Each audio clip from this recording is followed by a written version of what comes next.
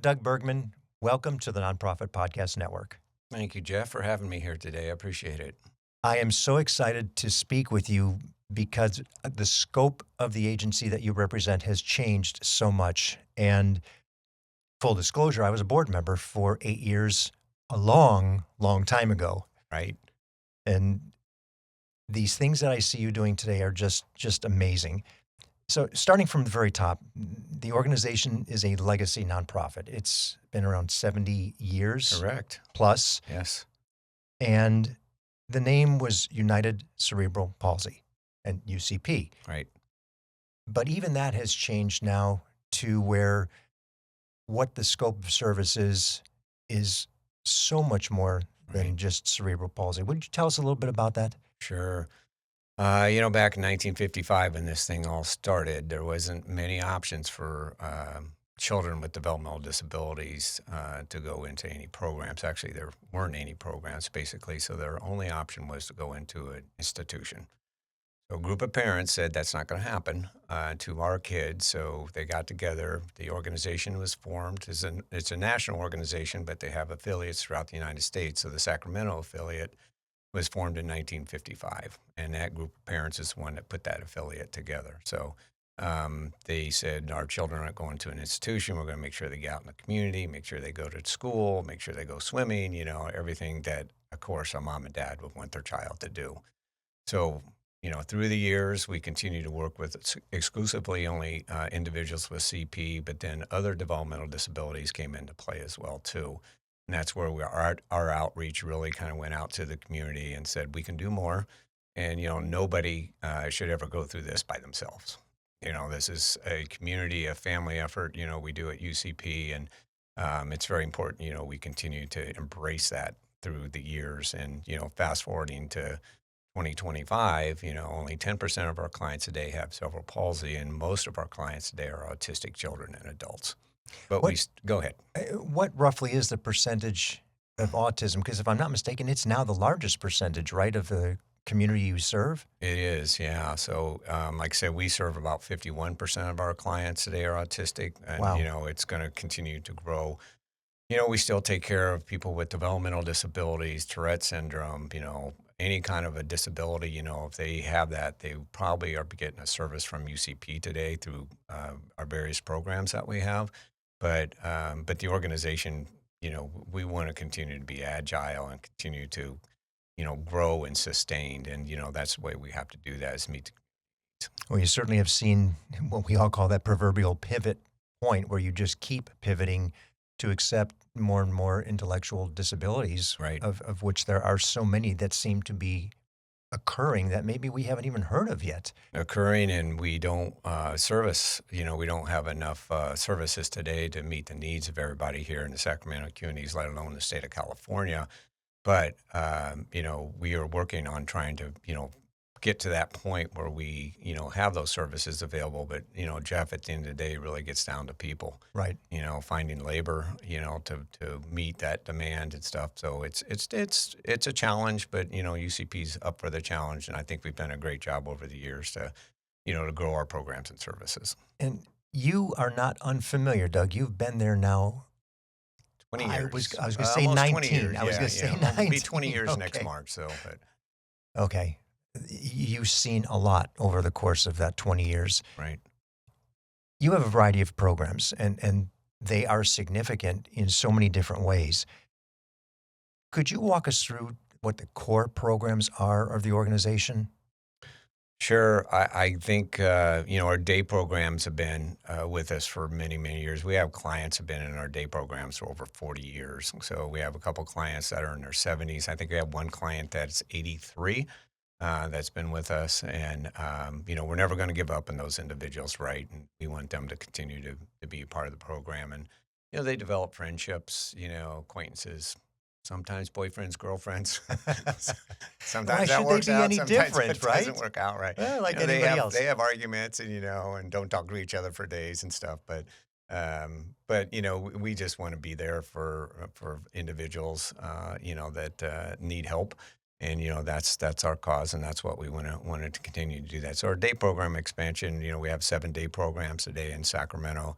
and we serve about 330 adults every day.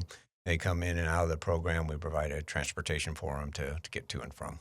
And on the day program, I believe that's the program we went and saw. Yes. And I was blown away, not only by the spectrum of people you were serving, but by the way that the community interacted with us. Right.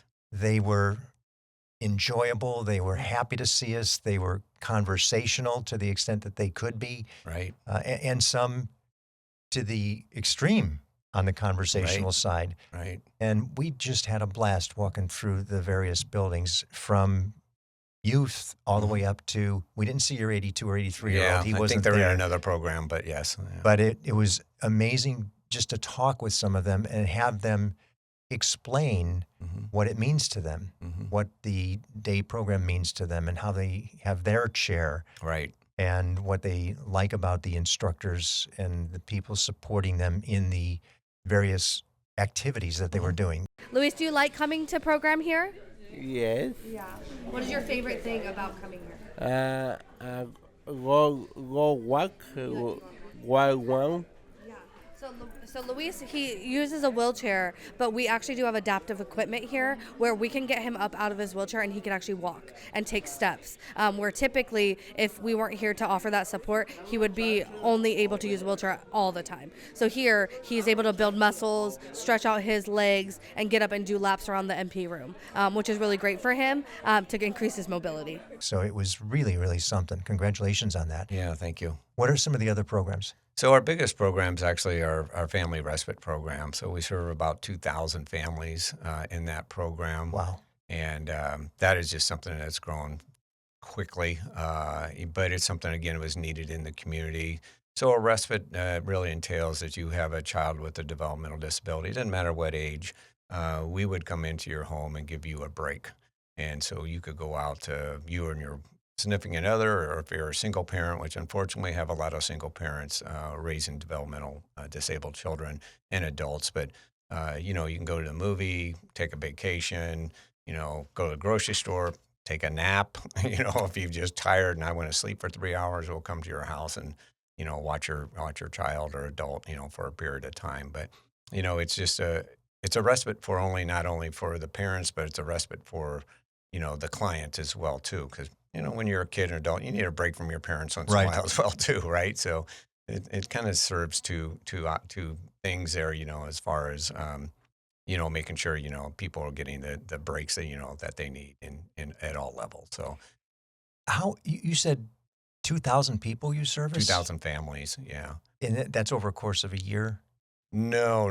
We'll serve those 2,000 families. We could serve them all in 1 month, actually. Oh, my gosh. So, yeah, we've got enough. We've got about, our size of our company, we've got about 1,050 employees, and about 90%, 85 to 90% of those are respite workers. Okay. So about 950 or so employees are respite workers that take care of those families. And would you say respite is the biggest program in terms of its activity for the organization completely? It's our biggest scope of program as far as the number of clients we serve. So as far as the community engagement, yes, it is. It Okay. would be our biggest program that we have in our community. Okay, so we've got the adult daycare and we've got respite. What are some of the others? So the other two staples of our organization is transportation. So we have about 70 buses that go out in the community every day. A lot of people don't recognize those buses until they see something about UCP. Then they see them all the time. But Right. I don't notice a lot of buses when I'm driving to and from work either. I kind of stay focused right in front of me what's going on the road. But so our fleet is fantastic. And then we provide transportation not only to UCP, but other organizations here in the Sacramento areas too, to make sure people get to and from their day programs or out in the community, whatever their needs are. So that's our goal to, make sure those needs are met as well there. And then our recreation department, it's a kind of our newer division, I should say. We've had that now for about 3 years. And that's growing very quickly as far as the number of clients, coming into our recreation division. So we'll go bowling, skating. 2 weekends ago, we took a group to Monterey and did scuba diving. So they were thrilled. They couldn't believe it. And I didn't go.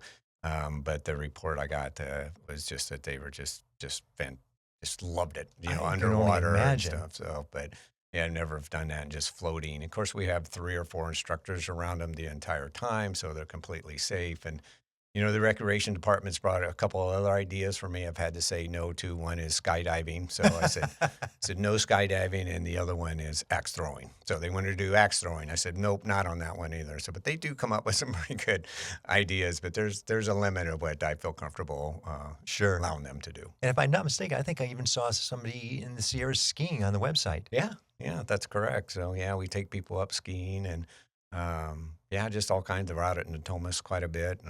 Doing rafting and I think there's a rafting trip coming up actually next weekend. So Boy, yeah. what an experience for somebody who would otherwise No. not have the ability to do it. No, they would not. I don't know of any other program here. I guess there's a couple programs that does recreational activities, but I don't think at the extent, that we do as far as scuba diving and rafting. And, I don't think some so other either. Stuff. So, but yeah, so it's a thrill It's for extreme them. sports for our Yeah, children and adults with right, intellectual disabilities. right. What right. a great experience. You mentioned transportation. What about geography? Mhm. What is the scope of transportation you provide? How far out do you go? Basically cover the 5 counties here in Sacramento. I'm not going to go through all of them because I'll probably forget one, but yeah, the 5 county area here in Greater Sacramento. So Okay. we start as early as 5:30 in the morning and get back, finish our day sometimes at 6:30 or 7 o'clock at night. So there's kind of a split shift. We have a morning shift and an afternoon shift, and those drivers, I tell you, our drivers are just gold. They just it's amazing the care and the work they put into making sure our clients are safe getting off and on the buses, and of course why they're on the bus as well too. So I applaud them for the work that they do. And I would imagine for the benefit of other organizations that are listening to us having this conversation, that there is an opportunity for you to expand some of that service if somebody needs it. Yep. And we'll get into that when we talk about funding, because I'm sure it's a fee-for-service provision that you can use to Right. help the organization. Collaboration. It's obviously a huge buzzword right now. Mm-hmm. But many organizations have been doing it all along, and I know you have as well. Who are some of the key collaborators that you work with, the other organizations and or entities in the city? Well, our key one is our partner, Alta Regional Center. Mhm. So they provide about 90% of our funding, for our budget every year, which is huge. So we want to make sure we obviously stay in good relationship, and they've been wonderful to work with. They really have, and they're a great organization. And California is lucky to have, a regional center, a system here in California like we do. There's very few states that have something that we have here in California. So the regional center has been the big one. I think the other ones, Jeff, is just the community outreach, that we continue to do. We have our big humanitarian dinner every year in June or May or June, and that's a big outreach program. We end up raising a lot of money that night, but it's really outreach, communication, to the Sacramento community as well too, and of course personal donors as well too. I can't thank them enough for Mhm. folks that are give to us personally or they're part of our estate planning, that identify themselves as, giving an estate plan to UCP once they pass and stuff. So there's just a combination of things that just work here in the community. Grants, work with a lot of grant organizations, to fund money as well, stuff too. So And in terms of the dollars into the organization, what about the soft collaboration? Let's say it's maybe a Pride Industries Mhm. or organizations that also work with developmental disabilities. right. Who are some of those? Do you interface with, or how do you work with some of those other organizations? It kind of really depends on the need that we're looking. I mean, of course, we have great relationships with organizations like Pride and others here, Boys and Girls Club and others. But, it just really kind of depends on the need of the organization at the particular time because needs come and go. When you have a need, you want to try to solve it and, kind of move on to the next Yes. need at that point. So, but the community here in Sacramento is just fantastic as far as wanting to help. And I think, Jeff, it's more important about the connections, we have, especially with board members. I mean, we bring you our board member, and we used your connections, when you were on the board, and we have 3 boards actually. So between the 3, we have about 30 board members, and they're That's a lot of board members to manage. it is. But they are just the resources that they provide in the community is just unbelievable. So, And you mentioned 3 board members or 3 boards. mhm, So you've got the organization board, right, as we know it, for the operation itself. right, And then I'm assuming a foundation board. foundation board. And what would be the third? The third board is actually our for-profit entity. We have under the UCP umbrella, the nonprofit umbrella. So we have 2 functioning businesses under there. It's called Respitrack. So it's a software timekeeping payroll system that works exclusively with remote workers. So that would be for our respite department. So we call it a Respitrack to track their time and attendance. And then we have an HR consulting business as well too that was built under the umbrella as well too. So on the funding element, you actually have some fee-for-service for-profit. Mhm. It's a subsidiary of the organization. Yep.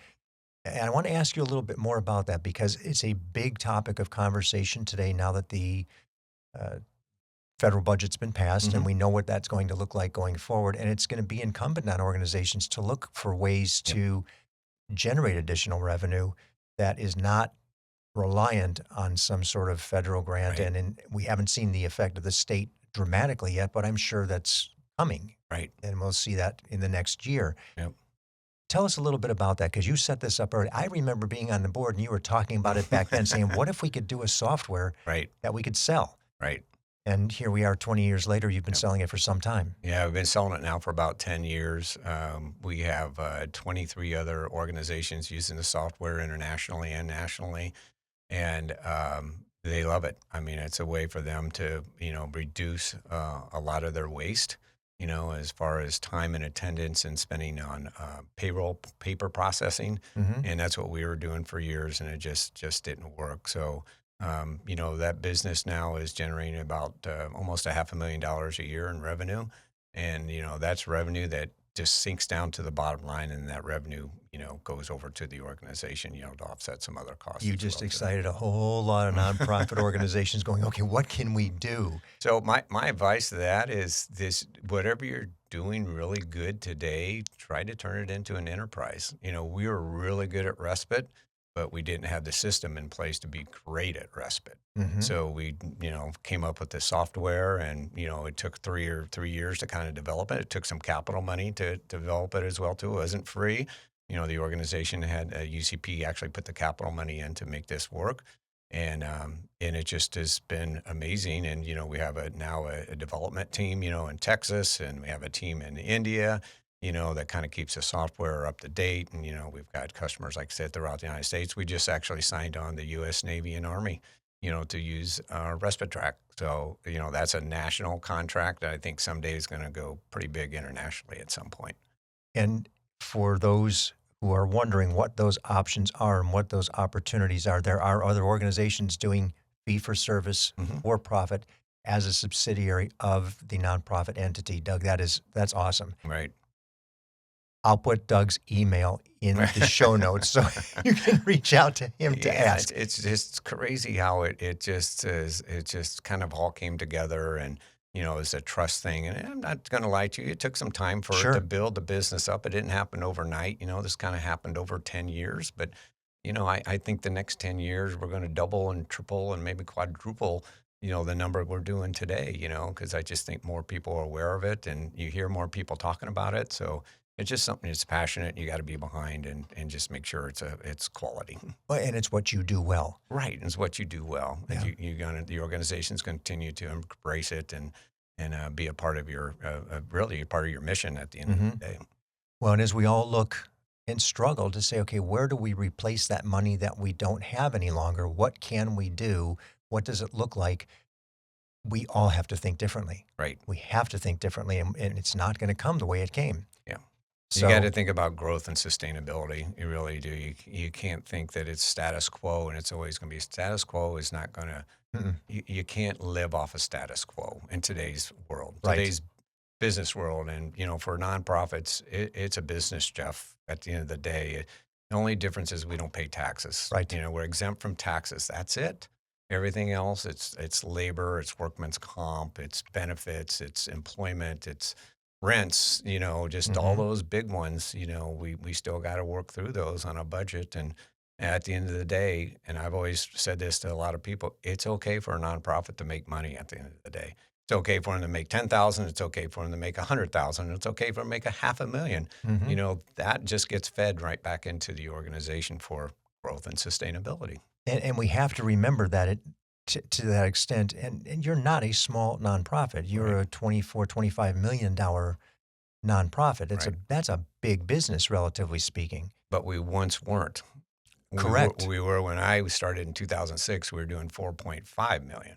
So if you have the vision and really the leadership and the team around you to make something happen, it can happen. So, but you just got to think more business than nonprofit. Even though I don't want to, I don't want anybody to think that the clients aren't important. And but that's why we're doing this, is to continue to bring more bring more money into the organization, more profit in a day, so we can serve more clients the following year and the following year and the following. Well, there's no mission with no money. Right. That's exactly You can't do it without income. Right. You've got to have the resources. That's right. And the more we can stress this, because we hear it, it's a nonprofit. You just took a vow of poverty. Right. No. You're right. It's just, it's a tax differentiation. That's it. That's it. Run it like a business, and you'll probably find more pleasure in it, number one, and you'll realize that you can sustain and grow capacity. Right. Which is what everybody wants to do with their organizations. To serve the community, to fulfill the mission and serve the community for folks that just aren't as fortunate as you and I are, that need help. Right. And we don't leave them alone. Totally agreed. Right. And when people realize that there's an opportunity for other ways to get into the organization, fee for service. Right. Oh, I can support it that way. I can't afford to donate, but I have a need that they can service. I'll use that organization versus the other. Right. Let's take a tangent here, because we're right on it. This is a perfect place to do it, and I know what I want to say in part of it too. Money, no object. So we have somebody who's got this blank check. She's dying to give it away to some organization. If the organization can present properly what they would do with it, you've got an unlimited situation. What would the organization look like? Well, I think a lot of nonprofits, including myself, I've talked about, it's okay to make money. I still have the mindset, you got to be frugal as possible. And, so even though we might have some excess cash at the end of the year, the first thing is the clients, right? We want to make sure the clients are getting the services they need.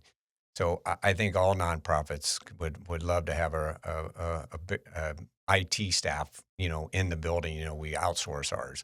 It'd be great to have a larger facility, where we could bring maybe 2 or 3 day programs together to really make it feel like more of a campus style, building, or an opportunity, for the students actually to interact even more. So I think just having that money available for expansion, is so important, because you could put a plan in place and then 2 years later, I need to grow again. I need more room. I need a bigger building. I need to add on to this building, and, to have that kind of resources available as far as excess money or, unlimited money, to do that. I'd love to have unlimited money, but, part of that unlimited money is still going to get invested, into the market, and, so it can grow and, have some assets there. You always want to have some money available for that. Like an endowment of sorts. Yeah, exactly right. But it'd be nice to have, hey, I got an extra 10 million sitting out here or 20 million sitting out here that, I know what I'm going to do with that in the next 3 to 5 years.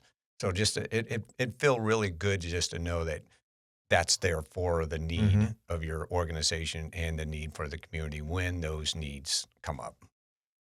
Okay. And you didn't say it, so I'm going to trigger it. Sure. Saddle Pals. Yes. So I can see you're going to buy this ranch for all these riders, right, with part of that check. Right. Tell us a little bit about that, because I know it's one of the programs that you want to reinstate we do, yes, with the organization. Right. Yeah, that would be wonderful to be able to, have 10 acres and, somewhere here in Sacramento, I know there's a lot of great therapeutic horseback riding programs in the outside. Elk Grove and Lincoln, I believe, have two really great ones. Mhm. But I don't think there's not a need there is a need for one in Sacramento, and there's not there today. So I'd love to. The Sacramento Horsemen's Association actually is starting to work with us, Excellent. for an opportunity there, to start the program back up. But it's going to be a pilot program, and horses, I'll just tell you, Jeff, are expensive, Yes. expensive to feed, to board, just vets and stuff. And you're going to have several horses there, and it's going to be the right horse, of course, too. It's going to have somebody on the back. So, but yeah, saddle pals would be a fun expansion. I think the recreation program would be great to have a rec center, where kids could come into the rec center and just be there part of the day, and then go out to an activity and almost be with us for 7 or 8 hours, like going to school, like in the summer. But they could come to the rec center in the summer and just hang out with us, or even after school. If the parents need a break, they're still working. They can come to the rec center, and there would be little fee, for that. Actually, probably be no fee to them. It'd be through the regional center would help Mhm. us with that. So Almost like a respite on campus, yeah, that's exactly right. which Yeah. would be fantastic, or an after Yep. school program so parents don't have to Right. panic. Oh gosh, I got to go get my kid. I got to get out of work at 3 o'clock. And, Right. the challenges that they have, just managing. Right. We can pick them up at school, transport them to the rec center, and then the Right. parents can come pick them up after work and stuff. So the parents, wouldn't even have to worry about after school. They just come to UCP rec center after school, and almost like a daycare, for them for a couple hours. So, but very little cost Well, to them. we have some vacant buildings and some vacant campuses around town. Somebody just has to recognize that Yep. vision and say, okay, I've got it. Right. There we go. Now we're back to reality. What does the situation look like? What is the greatest need that you've got today? Our greatest need today is our transportation department. So we share a facility on Florin Road with paratransit, and Mhm. that we are continuing to grow and grow, and we just need more space for fuel, or for buses, fueling, and for office space. So we're currently looking at a couple properties today, and we might have found something that works. We're not sure yet, but I can't disclose who owns the property today. But again, this is just reaching out and talking to the community. I'm asking some board members, who this property owner is. It's actually a national organization, national company, and who are your contacts there? Because I want to reach out to see, would you donate the Mhm. building? This company is doing billions of dollars, and they want millions for this building. I said, to me, I think that's just a rounding error for them, for the building that we're looking at and stuff. So it never hurts to ask. Oh, and there's a tax benefit there, and you're That's talking right. to about 1,400 subscribers here, and I'll put something in the newsletter. Right. So if anybody's aware of a facility Yes. that could be a potential opportunity, Yeah. we have, roughly 3,500 people use service every. Around 30. We're 3,100. So yeah, 3,100 Okay. every month. Yeah, Yeah, every month. what an amazing number. Right. Now, a little bit on the light side, Okay. just as we start to wrap. All right. $25 million business is a big business. Right. And doing it as a nonprofit entity with all the challenges that you have that are different than most businesses just because of the constituents that you serve. Right. Right. What do you do when you get home? How do you relax? What's even though I kind of know. Yeah. What does Doug do? Yeah, it's I tell you, over the years, it's something I've had to do a better job of relaxing when I go home, because it was, in the earlier, 20 years ago, Go. business was kind of, not as demanding, I guess. I didn't even know we were still building stuff, and went through a couple periods where I had to spend a lot of time on a couple different things, and so I think it's just getting home and just trying to just relax and not think. But there's with our respite business, it's open 24/7. So you just never know when something may happen. And we do have, unfortunately, incidents where clients act out. Sure. And they don't mean to, but they could harm, and they have harmed our respite workers in the past. And again, it's no fault on their own. It's just we need to be a little bit more aware of of their behavior. But I just like to, get home in the evenings and, maybe have a glass of wine or two. So, but, Oh, and there's another thing you do on weekends. what's that? golf? Oh, I do. Yeah, when I Let's can. let's not minimize that. I know you love to golf. So I do. But you know, over the years, we've had my wife and I. Our kids are older, but now our kids are having kids. So we've got 6 grandchildren now. Congratulations. So that's takes a little more time, which I'm fine. I'd rather actually golf is secondary, third, down the road, versus when I get a chance to hang out with the grandkids. That's great. It's great. So, but just finding some time to quiet time and quality time. I just making decisions all day at work. You just kind of like to get home and just relax a little bit and have a great dinner with my wife and just talk to her. Then we kind of watch a couple shows we like to watch, and we kind of it's a pretty quick evening. It just seems like it goes like that, and it's the next morning's rolled around already. But I do work out every morning, for an hour. Do a kind of a circuit class, and that probably has helped more with the stress than anything. It's just get I'm out. glad you said that, because that's Yeah. not someplace I would have gone, but I think it's important. All of our leadership, we all absorb so much responsibility. Yes, It's just who we are, and we take it on, and it's detrimental if we don't have a release. right. And it's important. Our health is every bit as important as the health of the people around us. But if we're not healthy, we can't serve them. That's right.